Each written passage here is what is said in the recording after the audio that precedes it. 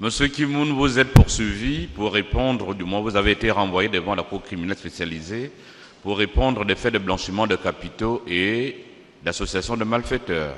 C'est bien cela? Exact, Monsieur le Président. Qu'est-ce que vous avez déclaré aussi bien en enquête préliminaire que devant le magistrat instructeur? Vous avez dit, vous avez été employé en 2009 par la nommée Valentin Sylvie Aimé Marie, épouse Bongo, en qualité d'agent de sécurité pour un salaire de 2 millions.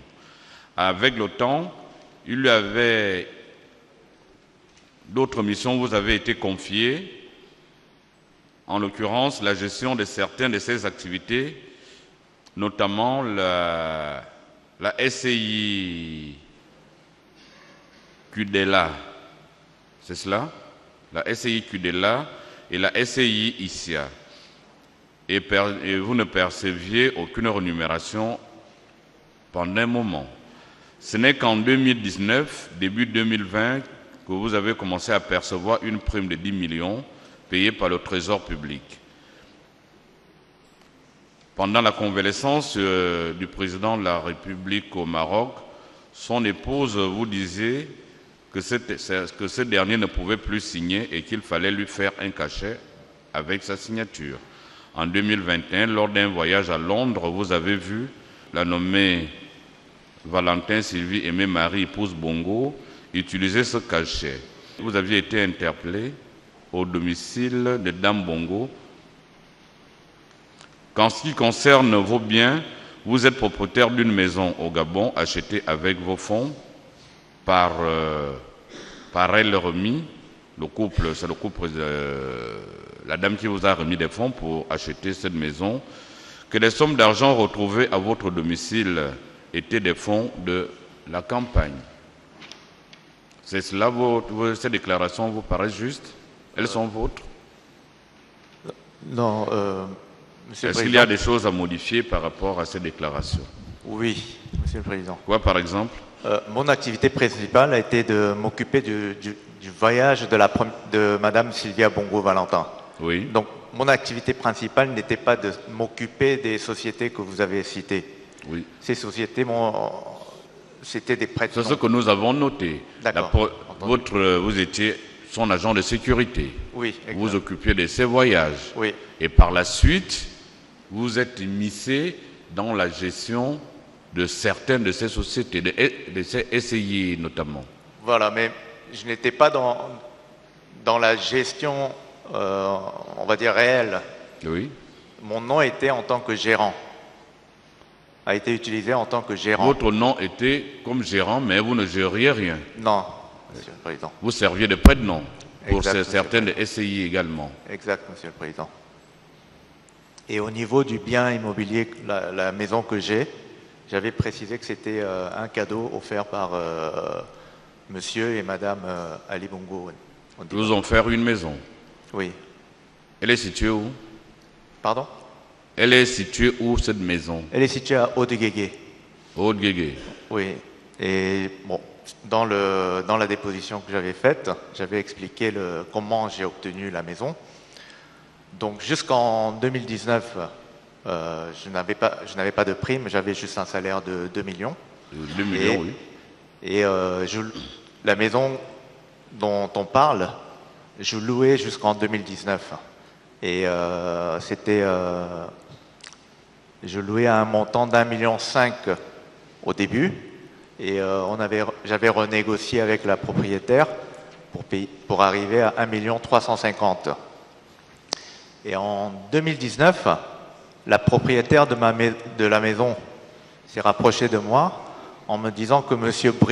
Brice Lacruche, à l'époque directeur de cabinet de M. Ali Bongo, allait acheter la maison d'un montant, je crois qu'elle m'avait annoncé 600 millions. La maison que vous louez, finalement, a été achetée par... Non, n'a pas été achetée, mais elle est venue m'annoncer que M. Brice Lacruche souhaite l'acheter et elle souhaitait la vendre. Oui. Et c'était la maison de M. Massima, qui était en convalescence, je crois, à Paris à l'époque.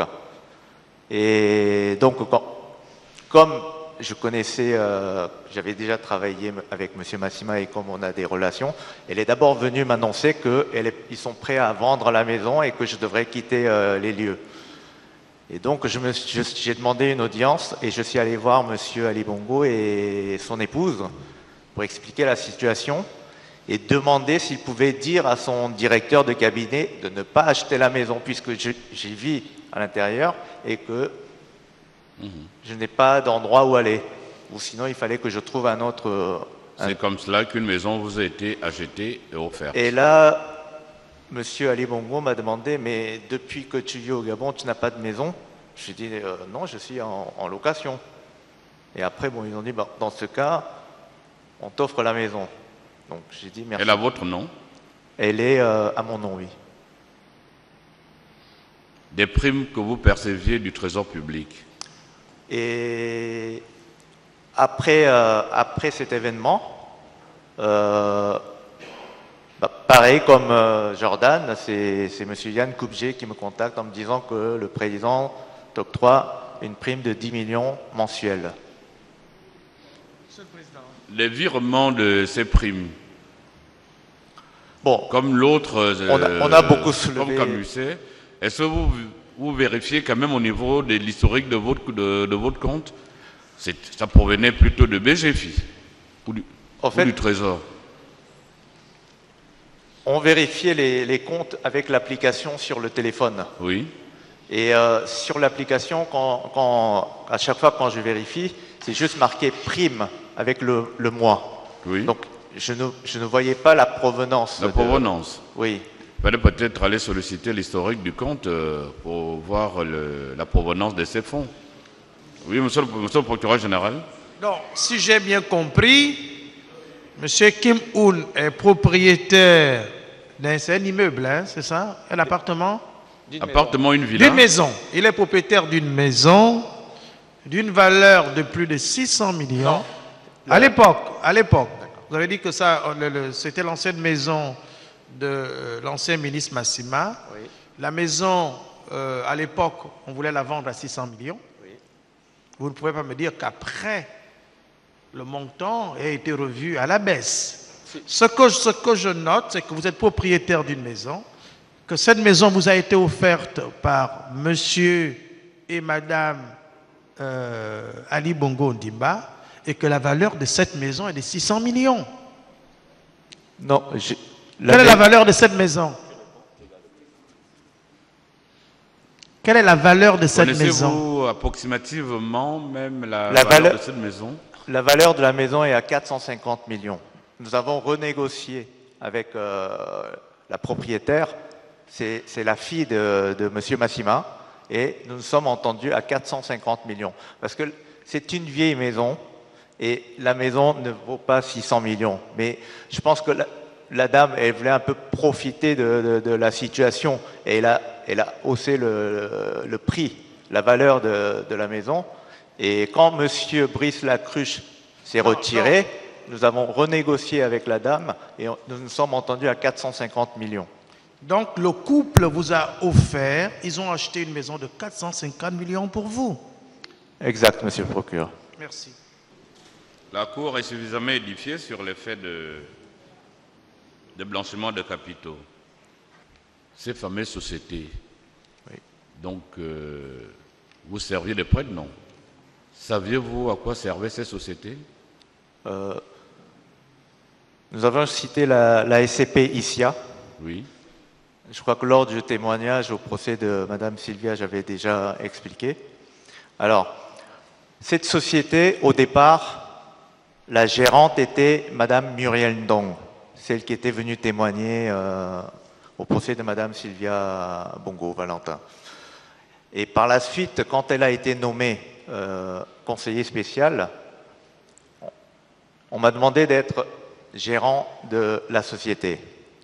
J'avais expliqué à Mme Sylvia Bongo Valentin en gérant ces déplacements qui étaient très fréquents, au moins une fois par mois, j'ai dit que je ne pouvais pas gérer en même temps une société. C'était impossible. Oui. Donc ce qu'elle m'avait expliqué, c'est que cette société sera gérée par l'intendant de la maison, puisque la société SCP ICIA devait... c'est comme les palais, on va dire. On a l'intendance des palais présidentiels qui s'occupe de tous les palais qui se trouvent au Gabon. C'est sur ce modèle qu'elle a créé la société SCP ICIA qui s'occupe, en privé, qui s'occupe de toutes ces résidences privées de Libreville, notamment la Villa Nam, la Villa La Plage, comme vous l'appelez, la villa, l'ancienne villa de Noureddine, la VLP, les deux maisons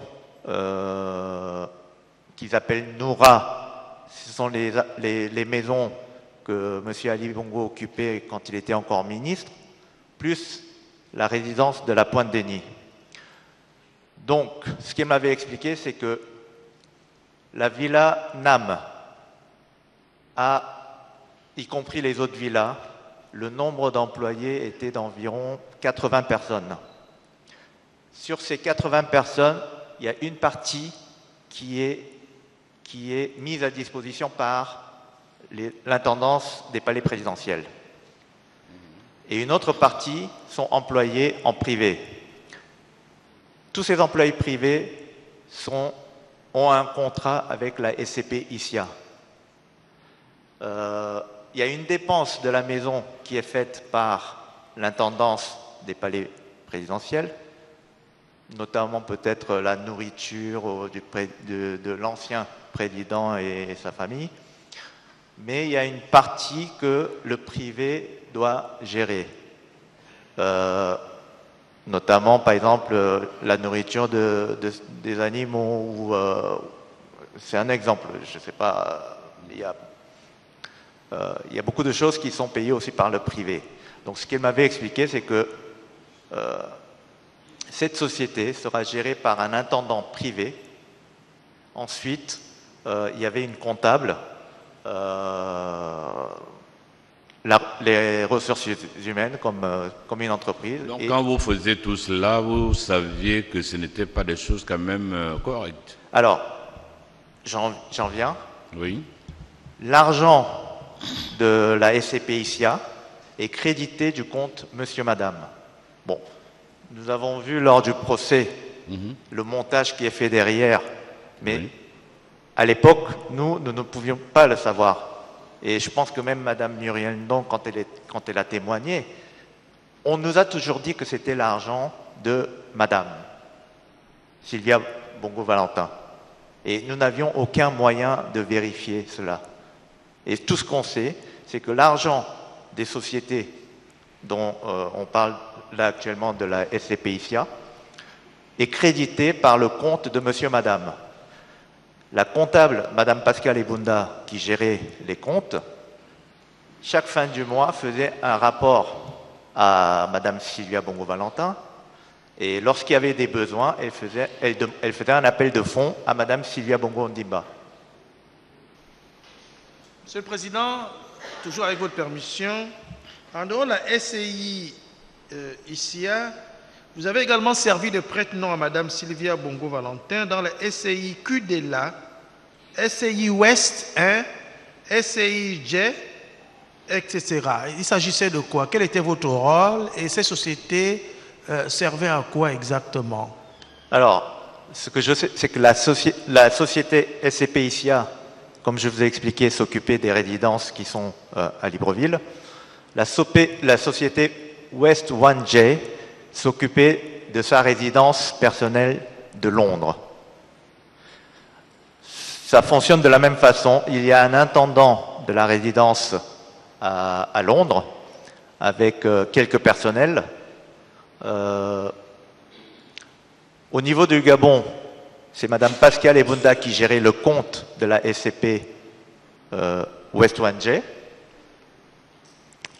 Les besoins et les dépenses de la Maison de Londres sont payés par le compte de West 1J Libreville avec un compte domicilié au Gabon.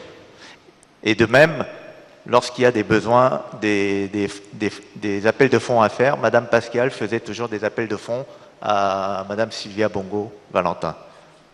La SCP QDLA, je n'ai pas vraiment connaissance, mais ce que j'avais entendu à l'époque, c'était ça servait pour les projets. Alors, elle avait des projets de construction, notamment derrière la Villa Plage, la Villa Nam. Elle avait des terrains. Et sur ces terrains, elle avait des projets de construction. Et il y avait aussi, je pense, d'autres constructions à Libreville.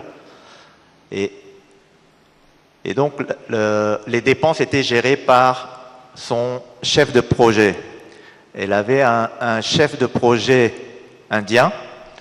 Le nom, c'est Monsieur Digvijay Rathore, qui gérait cette société.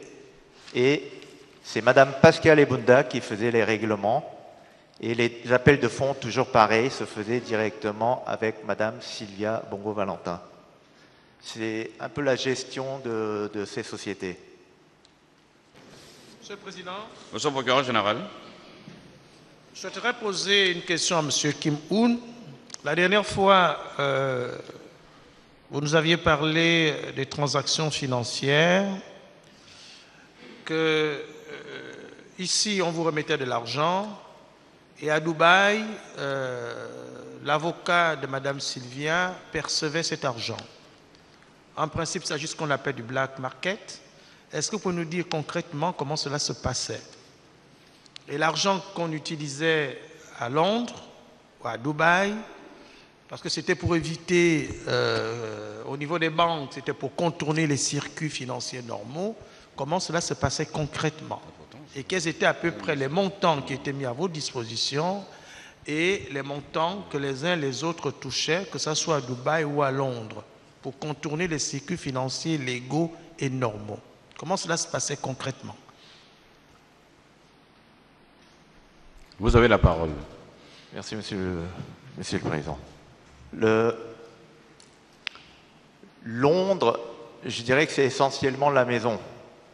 Donc ça transitait par... c'était les dépenses de sa maison. Donc ça transitait par la société West 1J, qui est à Libreville. Donc régler des factures. Le montant... je crois que le budget annuel de la maison des dépenses s'élevait environ à 1,5 milliard, 2 milliards environ. Pour l'entretien de la résidence de Londres. L'entretien, salaire, les travaux, des choses comme ça, oui. Par an? Pour l'entretien annuel? Oui, annuel. Oui. Ensuite, pour ces dépenses, c'est, comme j'avais dit la dernière fois, bon, c'est pas un montant régulier, c'est vraiment, ça dépend, c'est ponctuel. Des fois, il y a des... Par exemple, en période de Noël ou de fin d'année, il y a des cadeaux comme des bijoux qu'elle achète. Et donc, je sais, un bijou peut valoir dans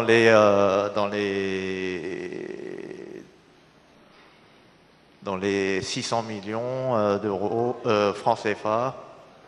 Par mois. Le procureur général voulait que vous terminiez, je ne sais pas, le développement de ce que vous disiez. Il parlait des transactions financières avec les différents budgets. Il avait commencé par la Maison de Londres et il était en train de développer. Oui, donc je disais qu'au niveau de ses achats personnels, tout ça, ça peut valoir dans les 200 à 300 millions mensuels, sans compter bien sûr les achats ponctuels qu'elle faisait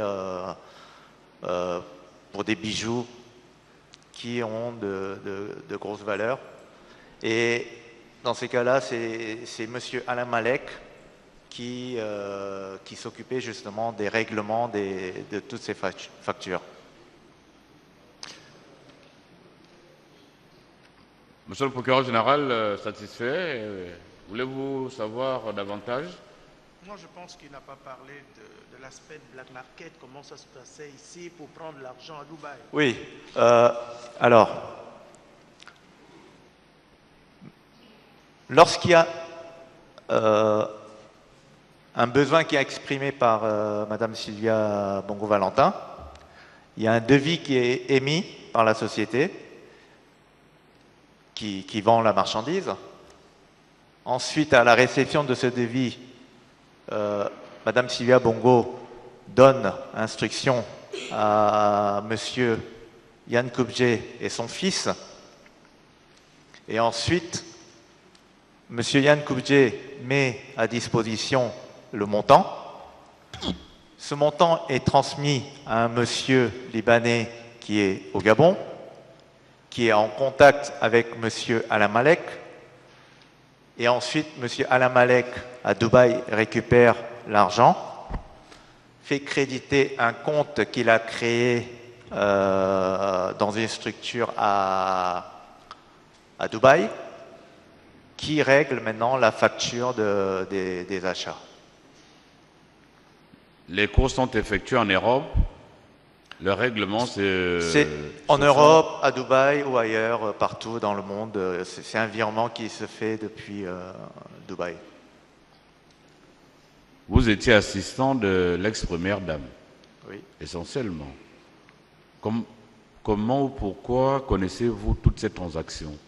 Parce que je suis toujours avec elle.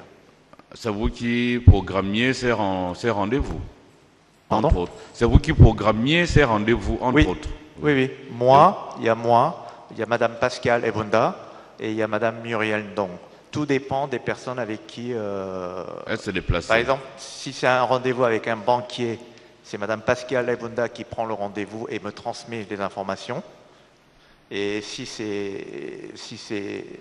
ça peut concerner, par exemple, la fondation, elle a rencontré des gens à l'extérieur. Et dans ce cas-là, c'est Madame Muriel Ndong qui prend des rendez-vous et me transmet les informations. Et donc, je suis dans tous ces rendez-vous. Bon, j'assiste pas aux rendez-vous directement, mais je l'accompagne dans tous ces rendez-vous. Avait-elle des investissements en Corée? Pardon? Avait-elle des investissements en Corée? En Corée, non. Aucun. Du tout? Du tout. Question, observation? Maître Boyikouma, Monsieur le bâtonnier initial, Monsieur le procureur général, veuillez reprendre votre place, Monsieur Kimoun. Merci, Monsieur le Président.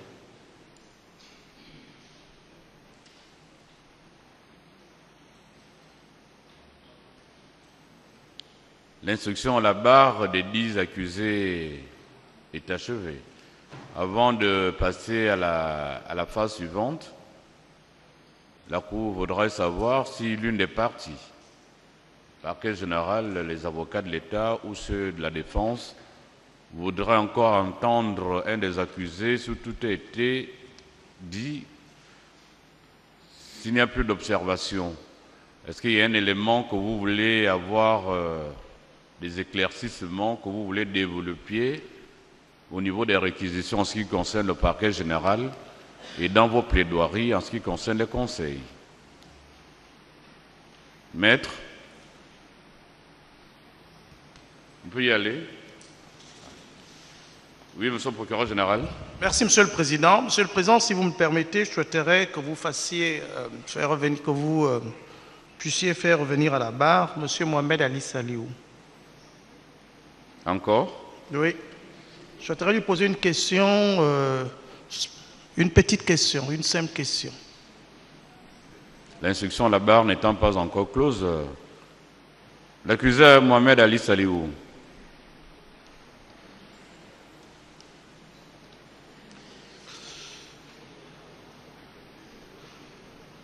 Monsieur le Président, M. Mohamed Saliou a fait des révélations qui ont secoué et qui ont suscité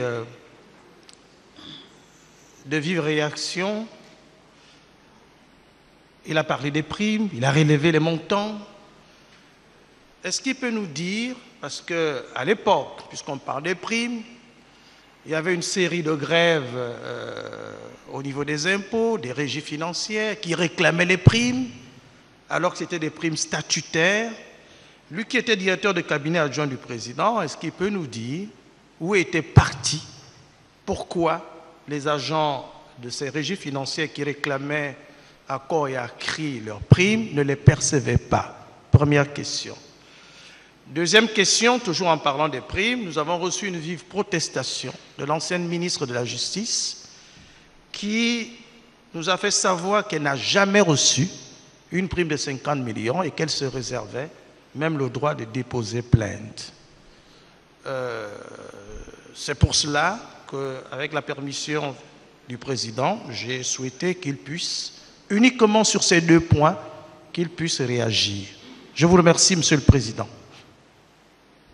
La Cour vous autorise à répondre à la première question, uniquement à la première. Merci, Monsieur le Président. Pour ce qui est des problèmes au niveau des régis financiers, comme mentionné par Monsieur le Procureur général tout de suite, je ne saurais vous dire où l'argent était passé. Mais par contre, je sais qu'il y avait des tensions de trésorerie au niveau du Trésor public, puisque le directeur de la comptabilité publique et du Trésor en parlait à l'époque.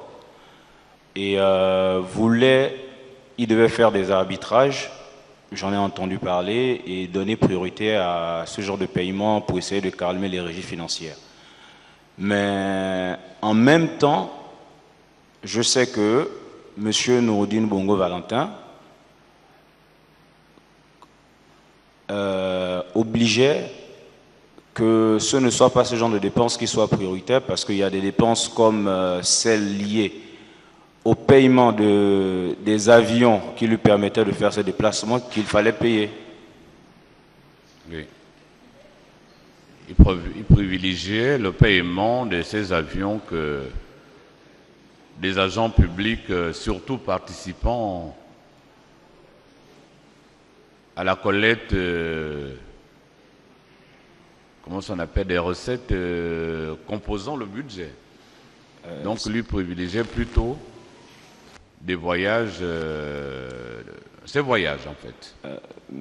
Monsieur le Président, c'est en quelque sorte ça, parce que le directeur général de la comptabilité publique et du Trésor, il était assez mécontent, il s'en plaignait, il ne voulait pas le faire, mais il n'avait pas le choix.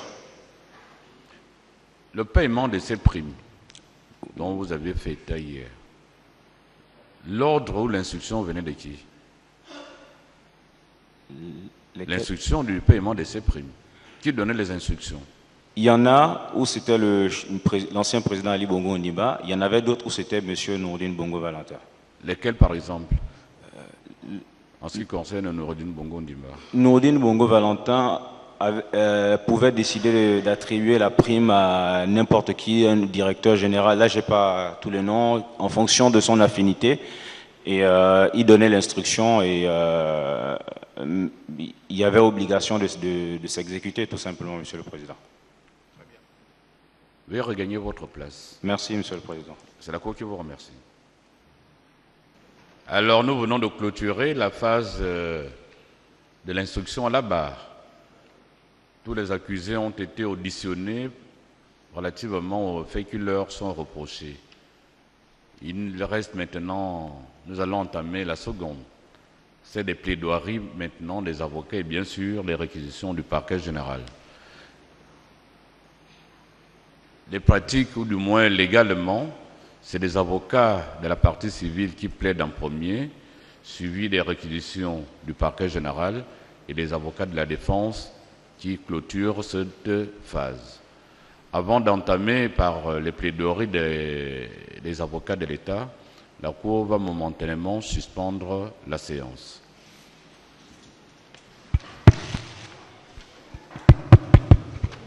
La Cour